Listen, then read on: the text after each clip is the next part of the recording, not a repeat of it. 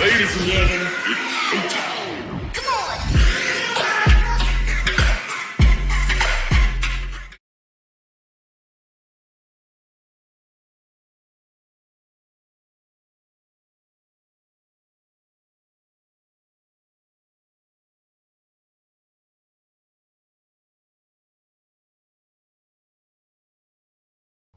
Hello viewers, we are here today to learn more about the origins of the Taj Mahal, and in this respect we have the distinguished company of Professor Marvin Mills. Professor Marvin Mills has received an MA in philosophy, another in architecture, and a third in the history of architecture. He has several years of teaching experience at several universities across the United States, including the Ohio University and the University of South Florida.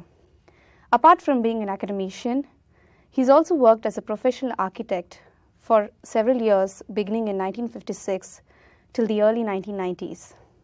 Professor Marvin Mills, welcome and thank you very much for being here. I'm very glad to be here. Professor Marvin Mills, there are three popular theories on the origins of the present-day Taj Mahal. The first one says that Shah Jahan built the monument right from the scratch, and that's the standard view. The second theory is that Shah Jahan only modified an earlier palace that was built by Jai Singh to serve as the mausoleum for his queen Mumtaz. And the third popular theory is that the monument was originally a temple. What is your opinion, and why do you feel so? Well, my opinion is that the monument was originally basically a palace which had a temple included in it. That's my view. And this is, as I understand P. N. Oak's view, this is basically how he looks on the matter. Okay. And what do you mean by a chapel originally in the palace? What do I mean by? You said that it was originally a palace, right? Oh, yes. Okay. That's my view, that it was originally a palace. I'm quite convinced that that's the case. Why do you feel so? Can you throw some more light on the same? Can I throw more light on the thing? Well, there's a lot of evidence to the effect that it was not originally a tomb, and really that evidence has to be looked into. Okay. Now, would you please tell us about the carbon dating that you and your team had conducted? Yes. The carbon dating and scientific dating in general is quite important for this controversy. And let me explain. There are basically 2 points of view regarding the Taj, one that it was built in 1631, Shah Jahan, the other that it's really centuries older. Okay. And while there is evidence on both sides, the only way ultimately to resolve the dispute is to scientifically date the materials from which the Taj was built. Of the scientific methods, there are basically two that are of use to us there. One is the carbon-14, and the other is thermoluminescence. Now, carbon-14 is the one I've become involved in. Okay. Not because it's the most useful for this project, but because it was the easiest to begin with. The point about carbon-14 is that you can, in examining anything that's organic, like wood from a tree, you can determine when that tree was cut down. Okay. And therefore, soon after, you would normally expect that that piece of wood was used in construction. Okay. On the other hand, I've always said that there are caveats, there are warnings in using this method. First, one sample is really not sufficient. Right. And there's only been one sample ever taken of the Taj Mahal that I'm aware of, and that was by myself, and I had it dated. But that one sample could very easily be distorted in that depending on which part of the tree the sample is taken, you see. If it's taken from the inner part of the tree, the core, or if it's taken from the sapwood, which is the exterior part. Now, the inner part of the tree dies, in a sense, as it gets older. Right. And only the sapwood is the live part. so that the depth of the tree doesn't occur then really as far as dating goes when the tree is cut down, Right. but when the hardwood is formed in the center, the hardwood. So that could introduce errors of a couple of hundred years. Wow. So this is very important to keep in mind. Okay. Also, there is no certainty with the dating as far as there's a probability factor, and there is also a possibility of contamination. So the good part about the dating by carbon-14 has been that it's alerted the world to the possibility of not accepting the historically derived date that we all adhere to at the moment, but to challenge it and to ultimately settle it conclusively, and this without regard to what the art historians and the architectural historians think about it. Ultimately, this issue will be decided that way, but probably not through carbon-14, probably through thermoluminescence. Okay. Now, where did this wooden sample originate from? Well, there's very little wood in the Taj Mahal, Okay. but doors are made of wood. Mm-hmm. And there is a door that goes to the beach from the back, that is the south side of the Taj. Okay. And that door is in very bad repair. And it's been really, that entryway has been bricked up. But there is exposed wood from the door that's still there. Okay.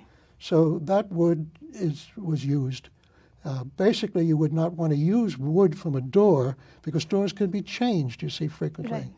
But wood from timber would be better from construction. As an expert in architecture, what do you think are the different motifs that confirm and violate Islamic beliefs in the Taj? Well, I would say foremost, the most striking Islamic motif is the Quranic script that is in the rectangular surround around the four entryways to the Taj Mahal. Okay. Naturally, one would expect that if there's Quranic script on a building, then therefore it is an Islamic building. The problem there is whether or not the Islamic script is original. Okay. And if Shah Jahan converted a palace temple into a tomb, which is, I think is the truth, of course, he would have to remove any symbols of Hindu religion that were outstanding. I believe that in that rectangular surround there must have been some very decisive symbols of Hinduism that he could not tolerate, although there are others that he did, and that something was removed, and in its place was put these marble plaques with the Quranic inscription on it. Okay. Now, from an aesthetic point of view, and this is very subjective on my part, but I believe this to be the case, that it doesn't belong, that the color, the design, does not belong in the general appearance of the facade of the Taj Mahal. Oh, okay. Not only that, the marble itself looks like it's implanted, Okay. and also it looks like it's discolored, like it was put with not too much expertise in places. Okay. So that's one thing. But the bigger problem than that is the fact that from most people's point of view, in general, we just say, well, that building looks Islamic. Right. You see, its features look Islamic. It doesn't have any Hindu statues hanging from it. And it has all these arabesque and these geometric designs. And it has the archways that we associate with Islam. It has what looks to be like Islamic features. This is a problem, though, in history, because it raised the issue, did Islam borrow these features from places like India and elsewhere, and or are they original with Islam in this building? So you see, you have to get a different mindset. You have to think perhaps many of the features that we now associate with Islam already pre-existed previously in a Hindu architecture. Very interesting. And what about the motifs that violate Islamic beliefs? Well, there are many. First, I would point out that the there's a basic difference between Hindu architecture and Islamic architecture in general. That is, Hindu architecture is very much associated with Hindu sculpture, Right. and that it is a three-dimensional affair. Whatever side you look at a Hindu architecture or a sculpture, it reads well. There's a very strong tendency, on the other hand, in Islam to create a facadism, a facade architecture, which I'm not criticizing, but it is distinctive that they will take what you see at first, what is most visible to the public eye as you approach, as like a theater set, and that what's behind it is really not quite important. The Taj is obviously a three-dimensional affair. But more important than that is the issue of the Hindu symbols that exist in the main structure of the Taj complex, which I'll point to. The lotus is the most important symbol in Hindu religion. There's no question about it. If it were a Hindu building, and especially a part of it a Hindu temple, there you would expect to see the lotus as a symbol. And indeed, you do find it. What is the archway, the four archway? Okay. This is the lotus petal, you see. And the lotus that floats on the water, a sun, like a sun symbol, is on the side of the building in many places. Okay. So, and this is really not disputed. I myself believe that the bulbous dome on top is a symbol of the lotus bud. Although a expert who wrote on this, expert historian Happel, attributes it to the lotus leaf, Right. which also takes that shape. So I would say that the lotus permeates the symbolism. A person like Shah Jahan, a Mughal, would not tolerate purposefully the main Hindu symbolism in a building that he was building. But if he had captured it, he might live with it rather than try to erase all of these, especially the dome. You're not about to tear it down. So that's my answer to you. Okay, thank you. Now, continuing the discussion on the motifs, what are the motifs which indicate that the Taj Mahal is a grave, and what are the motifs that indicate otherwise? Well, the principal thing that indicates it's a grave is that there are tombstones there. Okay. You know, on the main level, the very focus of the whole main building of the Taj are the two graves of Mumtaz Mahal and Shah Jahan. Okay. Below them in the crypt below, directly below, are two more cenotaphs that duplicate this. Exactly who was buried there, we're not sure, actually, because we don't know. But if you come there and you see graves, you say, well, then this is a tomb. Right. So that is the primary reason you would expect it to be a tomb. Plus the literature. It's been declared a tomb. Shah Jahan and his chroniclers have called it a tomb. Everybody's calling it a tomb. And nobody really, until Oak came along, has disputed that fact. The fact of the matter is that in its general appearance, it doesn't appear to be a tomb. Okay. Recently, Hillary Clinton was at the Taj with Chelsea, and they were standing there looking at this wonder.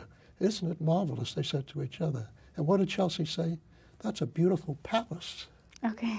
Now, she didn't know anything about this controversy, but she assumed in looking at this building that it must be a palace. Okay. So that it doesn't have the appearance of a tomb.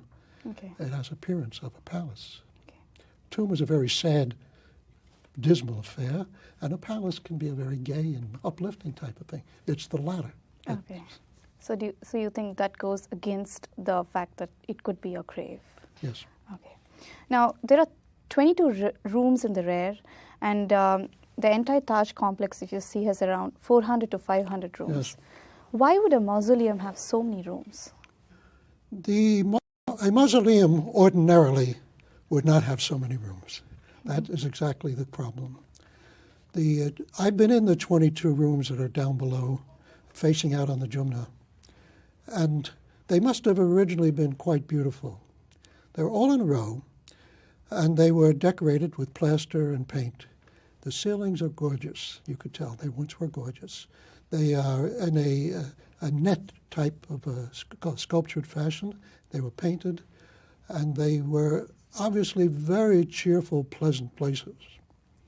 I would guess that these rooms were for guests coming to the palace, arriving on the Jumna, coming on the beach, going up the stairs, perhaps through the very door that I got my sample from, and going into their rooms or approaching it from another direction.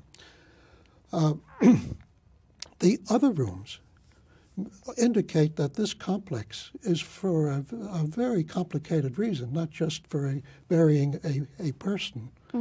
It's obviously meant to serve many visitors, to carry on many functions. In other words, a palace would ordinarily have hundreds of rooms. A tomb ordinarily would not need that many rooms. Okay. Now, in 1652, Aurangzeb ordered repair to almost all the domes. Is it possible for such a large-scale deterioration in less than 20 years of the construction of the Taj to actually happen? And do you think that such a deterioration would have been due to hasty construction and settling of the structure? It's possible. Hasty construction, no. You cannot see evidence of hasty construction at the Taj. It's a very well-built, carefully executed complex.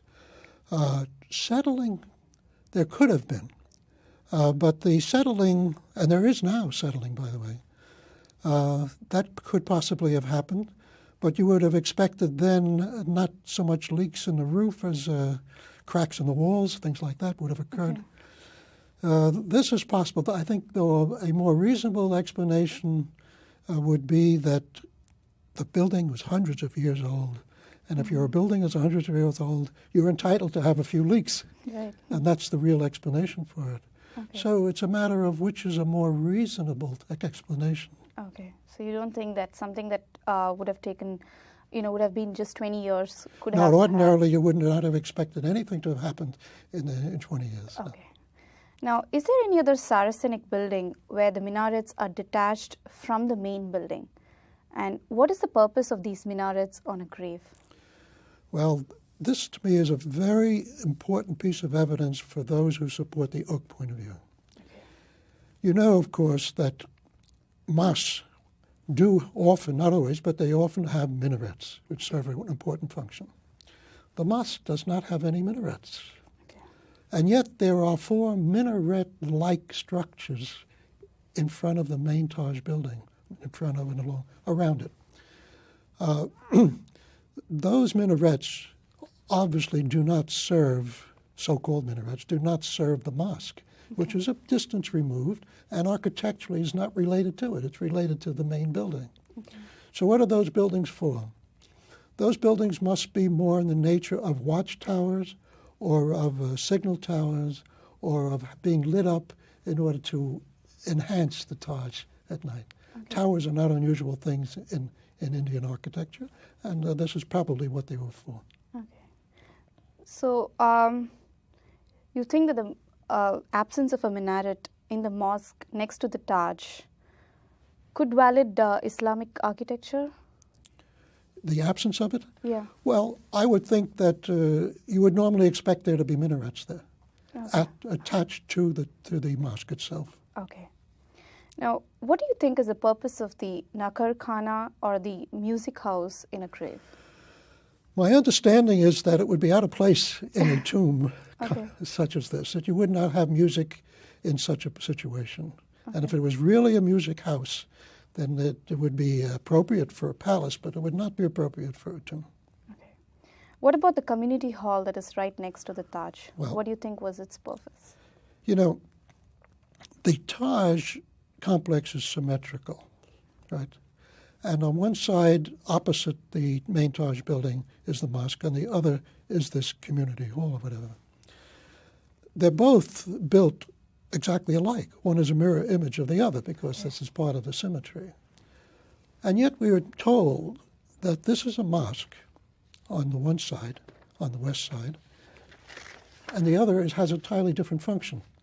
Now, from an architect's point of view, something is badly designed here. Either the mosque is badly designed or the residence or the community hall is badly designed.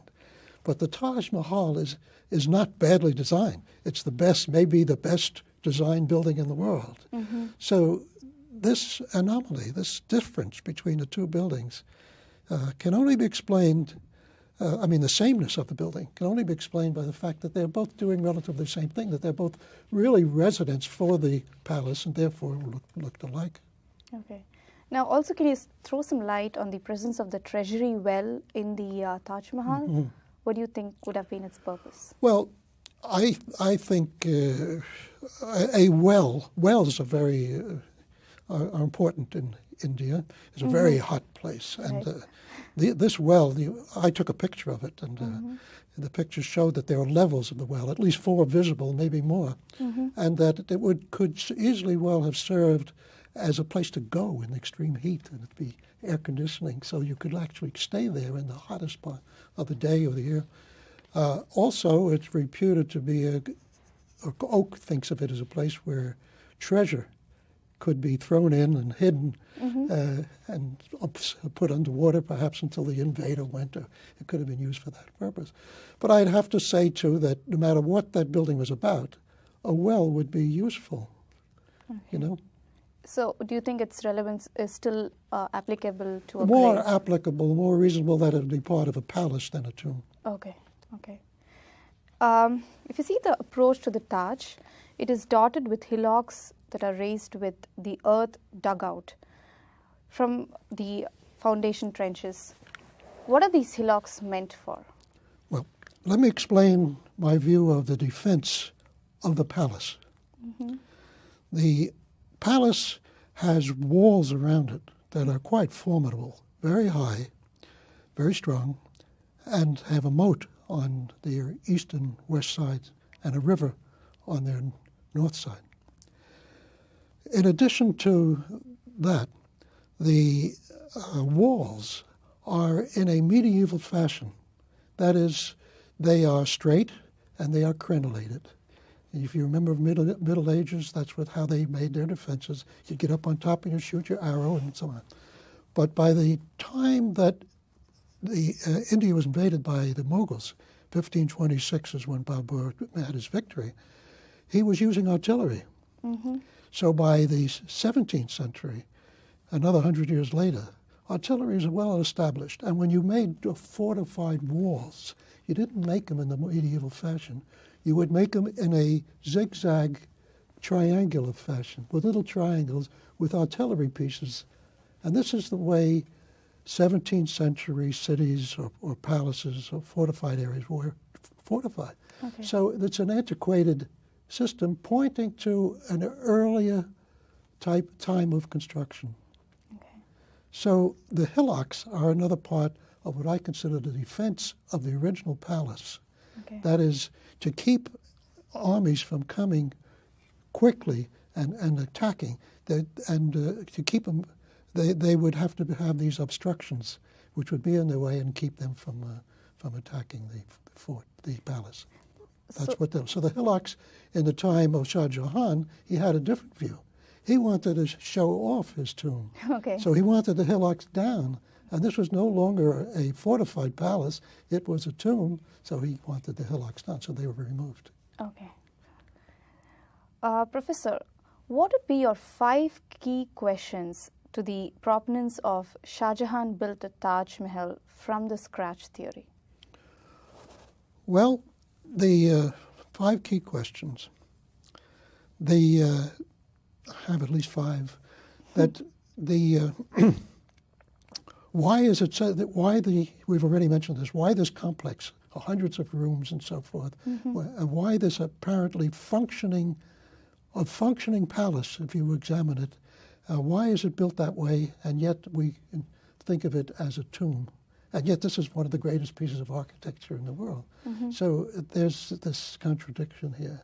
That would be one question. The other, we talked about the question of the Hindu symbolism. Okay. They really have to explain. Now, the way that's been explained, everything has, of course, an explanation. Right. The explanation is, well, you see, Shah Jahan was a very decent chap, and he was being very ecumenical, and that he was allowing Hindu workers to express themselves. He not only had Hindu workers doing the work for him, but he gave them leeway. So if they chose to put Hindu symbols, well, give them a break. You know, that's quite all right with him. But as Pianok points out, Shah Jahan was not that type of person. He was not that type of person. He was a very mean-spirited person. He was lascivious. He was greedy. He had all these negative traits, and he had campaigns to destroy the Hindu opposition. So that it's not reasonable, that that he would do all of this. The other questions are, let's see, I would say, well, I have to think about it now. All the minarets are an important question, right? There are more. They'll come to mind if you ask other questions. Sure. Yeah. Just moving on, if you have to make your summary opinion on the whole issue, why do you think is it important to even find out about the origins of the Taj Mahal? Well, now this is why in all of art and architectural history, the issue of the Taj is the most important. Most important. When Oak wrote his book, he wrote what I consider the most important book on architectural history in the last 50 years or so. It was really earth-breaking. Even though you can't find it in the libraries, nobody knows about it, nobody knows who he is, and he's shunned like a leper by the academic community. But that book is turning the whole history not only of India, not only of the Taj, but of the whole question of the alleged Muslim buildings in India. All of them are questioned as to their origin. And then there is the whole issue of, in the whole Islamic empire, which stretched all the way from Spain all the way to Indonesia, which buildings are originally Muslim and which aren't. Okay. Now, therefore, we're getting into the whole world issue here of which buildings are originally Muslim, which aren't. I myself am involved now in a study of Spain, for example, where alleged buildings, a mosque in Spain, the Mosque of Cordoba particularly, is I question its origin as a mosque. So to know the truth about the historical development, especially since the Taj is considered the peak of development in India of all architecture, right? Right. Now, if the peak is wrong, if you've identified that incorrectly, then there are all kinds of mistakes that have made along the way. And actually what's gone on is history has filled in the gaps to support the contention that that is a Shah Jahan building. Now we have to re-examine all of Indian history, not only its art, but its politics and everything else. And we have to examine all our ideas about the whole relationship of Indian art, Indian culture throughout history. That's the most important question. So I think it's really an issue of giving credit to the right people who actually, built one of the best architectures in the world. Yes. And what do you think could be done to unravel this truth? Well, what really should be done is that there shouldn't be isolated people like myself, or even heroic people like Oak and others. There are others in the country. In India, there are many. But there should be an institute. There should be, and Oak tried to start one, an institute. There should be a many-sided institute with various types of expertise who tackle this problem, you see, and study it, and have the consent of various governments, not only consent, but their actually willingness to aggressively look into the problem and settle it once and for all, so we can go on. Are there any other structures built by Shah Jahan which exhibit non-Saracenic motives? Yes, I think there are. I'd like to point out that the mosque in the Taj complex and the mosque in Delhi, the Great Mosque in Delhi, have a certain feature which I consider really very suspect as far as Muslim features go. That is, they have 3 domes. Now, Hinduism is a very complex religion. Islam, there are some very specific features, and not very many of them. That is, and one of them is the unity of God. Their argument with Christianity and with Hinduism is the argument against a trinity, that God could possibly be divided into pieces, the Father, the Son, the Holy Ghost. No, they said there's a unity of God. To have three domes, you see, is not expressive of a unity. It's flying in the face of the idea of a unity. In my view, an Islamic architect would not purposely design a building with three domes because of that reason. He would make sure there was one, and that was express the unity of the religion. So that point, I think, is very important. Okay. Now, there are many welcome signs such as the cardamom pots and rosewater cans in the Taj. What do you think are their relevance in a Saracenic architecture? Well, of interest is the the pinnacle of the Taj. You know, that pinnacle above the main dome is 32 feet high. It also has its replica, a drawing of a sketch of it in the pavement on the terrace that's right next to the main Taj building. Not many people know that, but you walk on it.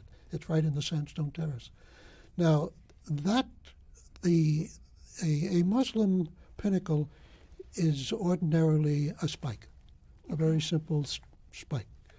This pinnacle is quite elaborate. It's got kalash, the water pot, you know.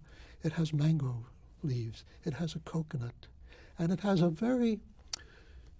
it has what could be interpreted as the trident of Shiva at its very top. Now, these symbols relate to Hinduism, but they don't relate to Islam. By the way, the trident symbol, I should mention, is embedded in the very peak of the entryways. There's a flower with the trident, red, with the trident embedded in it at the very peak of the entryways at the four directions of the Taj. That, I think, is the trident. Oak thinks it's a trident. If it's a trident, it would never get there if Shah Jahan built. Never, never, never. So that's important. Now, Taj has a reverberating dome. Whose architecture is this, and what would be its purpose from an architectural point of view? Well, if that space is in fact devoted to a temple, which it probably was, although it's hard to know because it seems that that was the center of the secular area of the palace. But if it was, the Om sound could have been reverberated that way, and it would have been useful. What that would serve, what that reverberation would serve in a Islamic tomb, I have no way of knowing. Well, Professor, this conversation was very interesting, and your viewpoints have thrown a lot of light on this area. Thank you very much for being here, and we really appreciate you being here. And have a great evening. Thank you, and I appreciate you inviting me. It was great. I enjoyed doing it. Thanks.